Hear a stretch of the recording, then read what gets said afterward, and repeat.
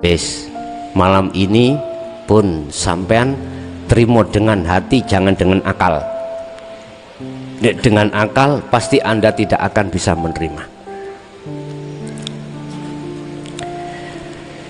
Di dalam ruh, di dalam hati ada nur.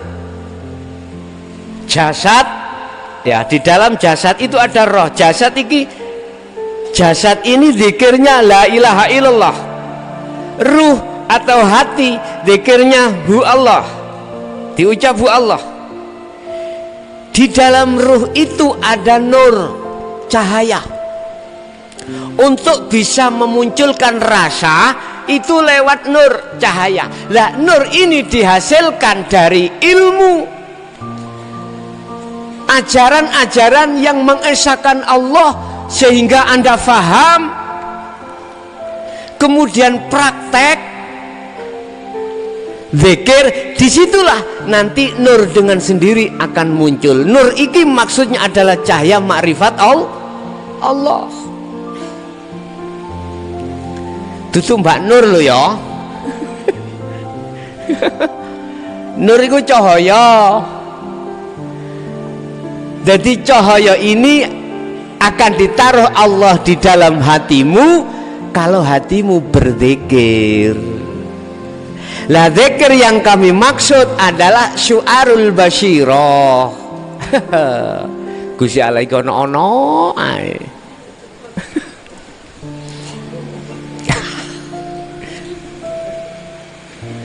Ketemu rasa iki kok bagaimana? Kudu diterangi hatimu iku. Allah akan meletakkan cahaya di dalam jagate hatimu itu karena Anda itu berzikir. Yang maksud dan tujuannya zikir, hatimu nuju nang Allah. Bisanya nuju nang Allah di makom musyahadah, tidak lain dan tiada bukan Anda harus selalu melantungkan zikir syu'arul basyirah atau rasa. Diem, orang ucap tapi merasakan. Rasa itu iman. Iman itu percaya kalau hidup itu wujudnya Allah di segala hal apapun adanya. Anda lewat zikir rasa, zikir iman, merasakan bahwasanya mengimani bahwasanya wujudnya Allah itu adalah hidup, yang hidup itu bukan sifat, bukan nama, tapi hidup itu yang tidak bisa kau gambarkan dengan sesuatu apapun, itu wujudullah. Lah hatimu dipaksa untuk iman di dalam semua lini apapun, di situ yang tampak, yang nyata wujudnya Allah. Oke. Ketika belum di ainul basyirah, Anda hanya bisa mengimani saja. Dipaksa untuk beriman, itulah Allah. Jadi wis tidak menyebut apapun. Jadi hati sampai diem, tapi hatimu kudu rasane kudu berjalan, imane kudu melaku. Dikatakan iman yang melaku tatkala hatimu itu sudah tidak melihat, tidak percaya atas makhluknya yang berperan, atas makhluknya yang mendengarkan, atas makhluknya yang melihat, atas makhluknya yang berucap, atas makhluknya yang berafal, bergerak dan lain sebagainya. Itu caranya. Jadi untuk menghilangkan yakfur bitahud, membersihkan kotoran hati dengan syu'arul basyirah, dengan zikir sirul asrar, praktek lewat syu'arul basyirah. Ini pintu pertama, rasa atau iman. Contoh, sampean Bu ning pawon biasa lek uleg-uleg ta Bu, masak mususi beras, ngirisi brambang. Daripada jenengan iki ngomong ngalor ngidul gak karuan, mending Anda hatimu gunakno zikir sirul asrar lewat syu'arul basiro. Ngene, anti sampen sadar yen terjadinya af'al ini, pekerjaan, gerakan, hati sampean harus ngerasakan iman di situ yang berperan Allah. Ojo wedi gendeng gak? Walaupun nantinya akan jadi orang gendeng. Sing ngelokno iku sing njaba, bukan sampean. Nek sampean iku enak, wanteng, enak. Di situ nanti manakala diterjadikan seperti terjadi nih Siti Zulaikha melihat gantengnya Nabi Yusuf, jadi sampai ngirisi brambang sampai entek sampai ngenei tri gak kroso wis manuto ae. Apa kok yang ngono Gus, ngirisi tomat akhirnya kekiris sampai tangane yo apa jari sing duweni settingan. Artinya ngene asline ayat iku, Siti Zulaikha iku kan difitnah nyenengi Nabi yo, memangnya yo perdebatan ono bukti klambi geger Nabi Yusuf suwek, gak suwek ngarep tapi suwek mburi, tetanda Nabi Yusuf melayu digandoli. Siti Zulaikha ngono wayu bau nggih, cara saiki ngono mungkin ya kaya Desi Ratnasari ngono hahaha BE ngono kelap-kelip ngono, mripate blolak-blolok ngono sak terbang mripate. Iku sak temene ngene lho Bu, kan para pelayan wedok-wedok wakai kuwi jenenge apa? Pelayan-pelayan itu dicekeli apel sama lading satu-satu, Nabi Yusuf dikongkon liwat. Artinya gini, Anda kalau hati sudah menikmati bertemu Allah dengan istiqomah zikir sirul asrar, wallahi billahi, hatimu akan tidak mencintai siapapun kecuali Allah, dikarenakan hatimu terbuai dengan nikmatnya bertemu Allah. Gus, engko ana kono gak gendeng Gus. Wis, sampai nek wis mikir ana kono wedi koyo ngono, gak usah dikir-dikiran, gak taek-taekan. Perkara apa yang di tengah terjadi perjalanan wis ra usah dipetung, tidak usah dipikir. Ngerti ya perjalananmu itu settingane Gusti Allah. Wis kari mengikuti settingnya kakean.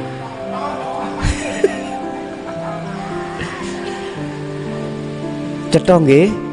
Bahlah wong liya ngarani jenengan iki orang majnun, orang gak waras, kentekan pil, sesat. Wis biarin. Kurang ya apa Rasulullah iku dilokno seperti itu, beliau masih tetap berjalan membimbing umat, tetap berjalan hatimu menuju satu kebenaran dinul haq itu. Ingat, Allah memberikan pilihan terhadap jenengan. Dunya saisine dadi inten mutiara yang paling berharga, yang paling mahal, ditukno nang sampean. Ambek ditui tentang Allah akhirat iki, milih ndi terserah jenengan. Sampai Allah dawuh ngene, orang yang tidak beruntung adalah orang yang menjual belikan akhirat ditukar dengan dunia. Kalau ngomong bahasa ilmu Pak, kita menolak dan membatalkan ilmu hakikat, kita mengesahkan ilmu syariah. Laksana seperti itu. Rasulullah memberikan satu ajaran atau pitutur. Dunyane yo gawin, akhirate yo oleh. Man arada dunya fa alaihi bi ilmin wa man aradal akhirah fa alaihi bi ilmin. Fid dunya hasanah wa fil akhirati hasanah. Tapi manakala Anda berprinsip gak lali ndaunya urusan ndaunya tak tinggal, terus akhirnya jenengan keluar dari zona syariat, keluar dari zona duniawiyah, anak bojo penggawean dunya brono sampai tinggalkan. Sing penting antiku zikir lewat syirul asr nuju fana udikri, beres terus urusan ngelokno wong liya ngelokno aku gak sembayang, bah. Urusan wong liya ngelokno aku sombong, bah. Urusan wong liya ngelokno aku, bah. Lah piye Pak ditaruh Cak Sam teng pundi? Ya kawe dekae. Ambek sikile dulinan bludukan ngeten iki. Ditakoki ya gak jawab, diundangi tahlilan ya ora teko. Akhirnya takok bojone, bojomu mulai kapan kaya ngono iku? Embo gara-gara ngadi nang Jaya Baru Pak, sakniki gak tambah bener, tambah ngeliyeng. Kula ditinggal gak tahu dingoni, nafkah batin nafkah lahir mboten nate, anake dijarno. Pun setahun iki kula dijarno gledak nganggur suwe kula. Kula nggih manungsa, nggih butuh ngoten kuwi. Ngene iki aja salahno nek aku arepe selingkuh. Wah. Ternyata dicucuk petik tenan. Dus. Wer. Dikandani, Cak Sam dalem. Bojo pena umur pira? 31. Sik wayu ya. Nggih. Katut tuweng. Ning ati langsung muncul berontak-berontak. Tak baca kuwi lho. Berarti gak cocok. Nggih? Gak cocok. Masalahnya mang wis ditinggal. Nek jawab ngene cocok. Alhamdulillah. Aku gak abot-abot nggawa beban. Dideleh. Enteng. Lah ngeten nggih? Nggih.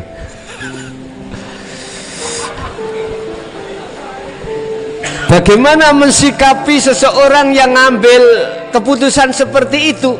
Kula niku dielingno Gusti Allah. Son ojo kaken cocot awakmu. Ngono kuwi yo gak salah munggo nang aku. Munggo hakikat iku yo gak apa-apa. Krono hakikat iku hanya menyentuh substansi ning roh utawa ati, tapi tetep munggu syariat muniku ya bermasalah wujude bermasalah, akhirnya gawe guneme wong wis mau macem-macem. Cak Sam dalem, sampean gak apa-apa nggih ditinggalno anak bojo donya brana. Kula malah alhamdulillah. Bener wis ngoten niku. Bener. Tapi nek jawab sing kaya ngarep mang, berarti jalurmu gak ono kono. Aja dipaksa jalur kono. Jalurmu berarti fid dunya hasanah wa fil akhirati hasanah. Paham nggih maksud kula? Oke, tak lanjut. Kalau syu'arul basyirah itu tetap kau kumandangkan. Nanti menuju pintu yang kedua, Allah memindahkan ruh panjenengan di ainul basyirah. Apa ainul basyirah itu? Bertemunya ruh terhadap Allah. Allah akan memapak. Apa ya memapak rek? Jemput lak marahin nang omahe. menyambut di pintu musyahadah. Sayaquluna alladziina qalu udkhuluha bisalamin aminin. Malaikat kongen rene, wong kae malaikat kon rene. Akhire mlebu, jenengan dirangkul. Jenengan di pokoknya apa ya? Wong klimak iku lak wis lepas sembarang kali lho Pak ya. Klambi wis gak ana, kathok njero wis gak ana. Lah wego ngono iki. Iki umpama tak ibaratnya seperti itu. Bojo lanang suami istri bila mana kumpul kok sik pakai jin, pakai anu, wis gak cocok. Harus lepas semuanya. Pingin ditutupi ya ana njero sarung wong loro. Utawa spray ditutupi spray. Artinya gini. Allah akan menyambutmu. Marhaban ya kekasihku, ya khalili, marhaban ya wali, marhaban ya habibi. Selamat datang hei kekasihku. Karena sampai wis pelepas selain Allah. Makanya kemarin saya ceritakan ada calon kekasih Allah bisanya sholat sodakta bener ketika ada di gunung lepas mudo blejet. Iku isyarah maksudnya hatimu sudah lepas dari pengakuan apapun atas kemahlukane. Baru itulah disebut ainul basirah. Ain itu adalah melihat satu paket dengan ketemu. Munculnya syu'arul basirah mudun maneh itu sebab ada dua unsur. Siji keterangan, loro yang membawa keterangan yang disebut sebagai rasul. Keterangan iki mentaukiti bahwasanya wujudnya Allah itu hidup itu. Akhirnya muncul hati sampean iman, rasa tadi yang kami sebut sebagai syu'arul basirah. Udah, setelah itu jalankan syu'arul basirah ini.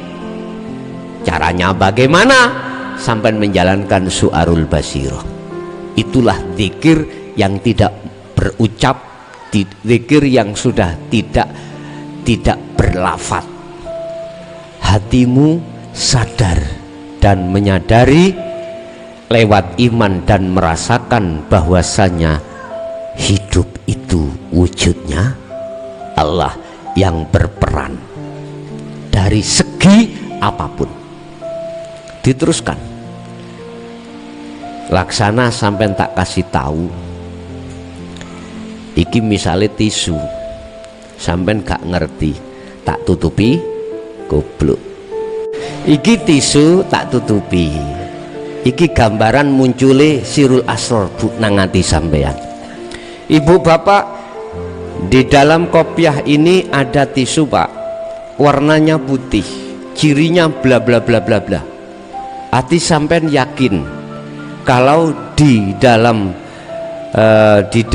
kopiah itu ada tisu. Bapak ibu, wujudnya Allah itu hidup, yang huwal awwalu wal akhiru wal zahiru wal batin, yang berperan dari segala apa yang di awal dan di akhir, di dalam dan di luar. Andai kata hatimu yakin itu Allah wujudnya, itu berarti Anda sudah mengenal sirul asror pertama. Pintu pertama disebut syu'arul basirah. Yes. Jangan berhenti di sini. Anda harus menyatakan, mewujudkan wujudnya tisu. Anda harus bertemu terhadap tisu. Anda harus melihat terhadap tisu yang sudah saya kasih ciri-ciri tadi. Anda harus sampai pada ainul basiroh niki Pak Bu, harus. Caranya bagaimana? Ya terus kumandangkan terus syu'arul basiroh itu di hatimu. Baik ketika jasad ini melakukan sholat secara syariat ataupun aktivitas di luar sholat secara syariat, aktivitas apapun, Anda harus sampai ke ainul basiroh. Caranya bagaimana? Ingat, syu'arul basiroh fungsinya adalah untuk menghilangkan cinta atau iman dalam hati selain Allah. Syu'arul basiroh, Anda juga begitu. Anda harus membuka koplok iki Pak Bu. Buka koplok iki. Hilangkan koplok iki. Ya koplok ini yang dimaksud at-taghut. Bukan perkarane at-taghut itu bisa menutupi Allah, enggak loh ya. Mau kalian pun salah paham. Bukan kopiah ini yang bisa menutupi wujudnya tisu, bukan.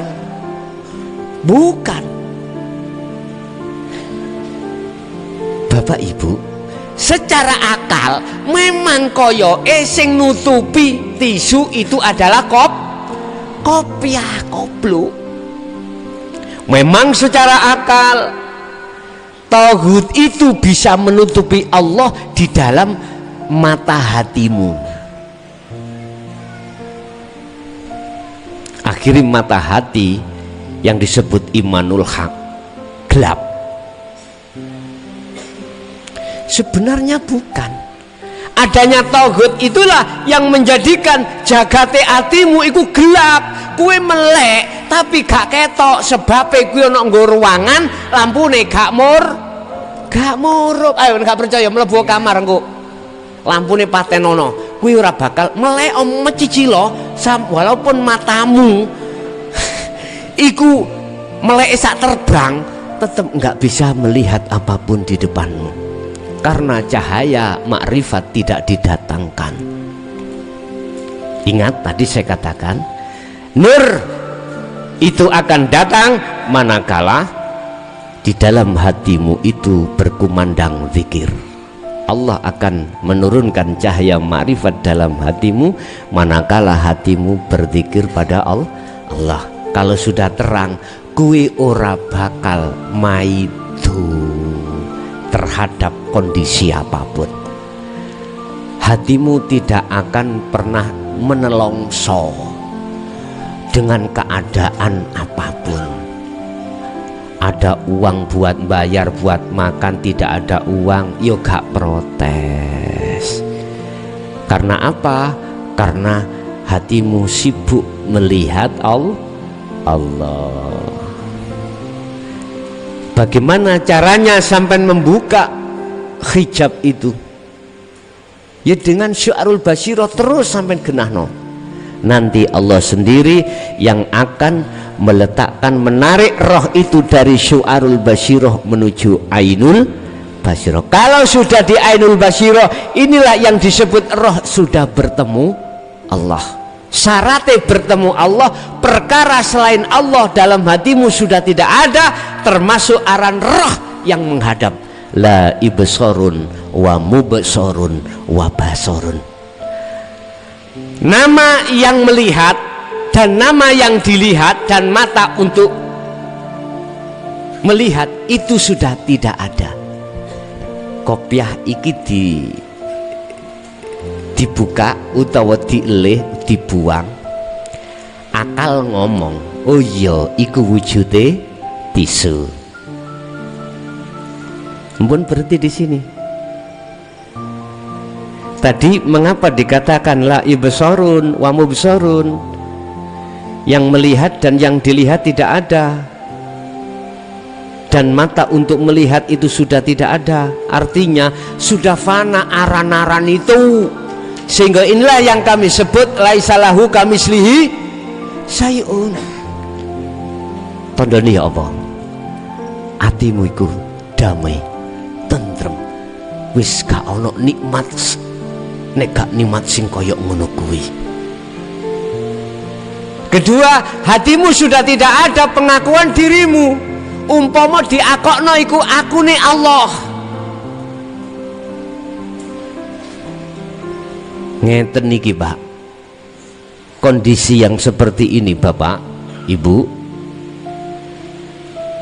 secara otomatis hatimu dilalaikan dengan kenikmatan dunia.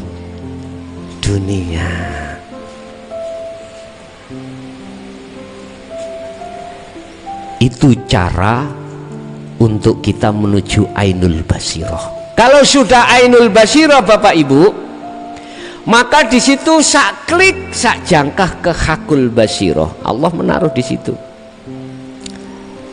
hakul basirah. Apa?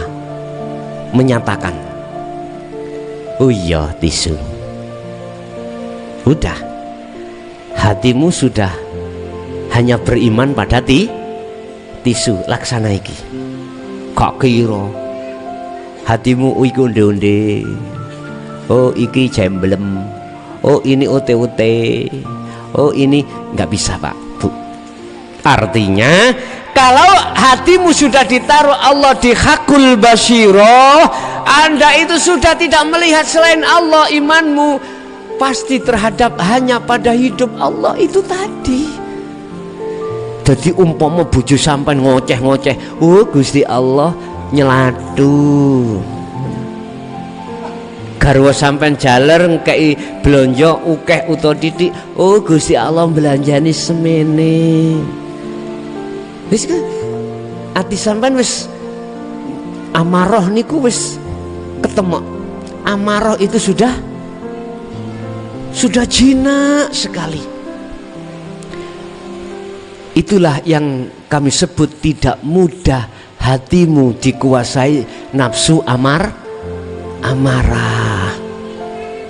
Nek hati sudah tidak dikuasai amarah, nafsu amarah, maka gak mudah keluar penyakit, khusus penyakit hati.